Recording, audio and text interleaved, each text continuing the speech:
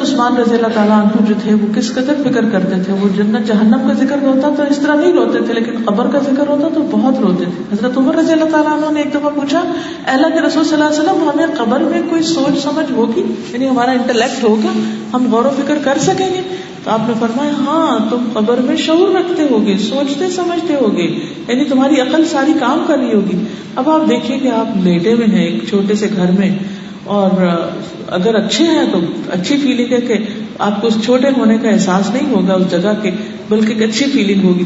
لیکن اس وقت آپ لیٹ کے سوچ رہے ہیں, اپنی دنیا کی زندگی کو یاد کر رہے ہیں, میں کیا کیا کرتا رہا, میں نے یہ کیوں کیا, اور حسرت کی ایک انتہا ہوگی کہ یار میں نے یہ برے کام کیوں کیے, میرے پاس وقت تھا, میں نے اسے ضائع کیوں کیا, میں نے اس وقت میں اللہ کا ذکر کیوں نہیں کیا, میں نے اپنے آج اس دن کے لیے تیاری کیوں نہیں کی.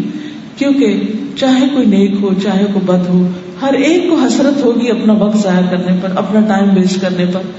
اس لیے بہت ضروری ہے کہ ہم آج کے اس دن کو, آج کے اس وقت کو, اپنی زندگی کو اتنا اچھا گزاریں کہ ہمیں کسی قسم کی وہاں شرمندگی نہ ہو, حسرت نہ ہو.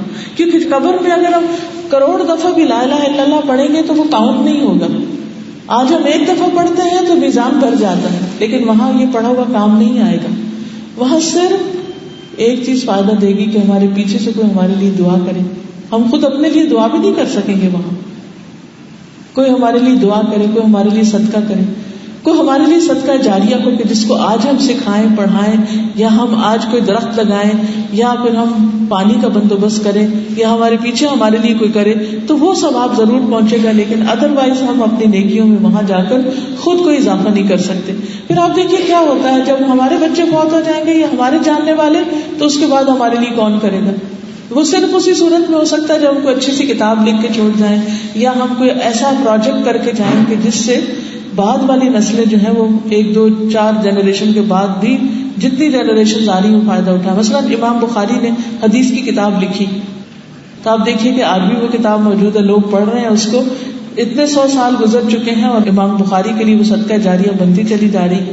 تو ہمیں بھی اپنے اندر ایسے اسکلز پیدا کرنی چاہیے, ایسے اسکلز سیکھنی چاہیے, ایسے کام کرنے چاہیے, خوب پڑھائی میں محنت کرنی چاہیے تاکہ ہم قابل بن جائیں. جب ہم قابل ہوں گے تو پھر ہم بڑے بڑے کام کر سکیں گے, اور جب ہم وہ کام کریں گے اور اللہ کو راضی کرنے کے لیے سے کریں گے تو انشاءاللہ وہ بعد میں بھی ہمارے لیے صدقہ جاریہ بنیں گے.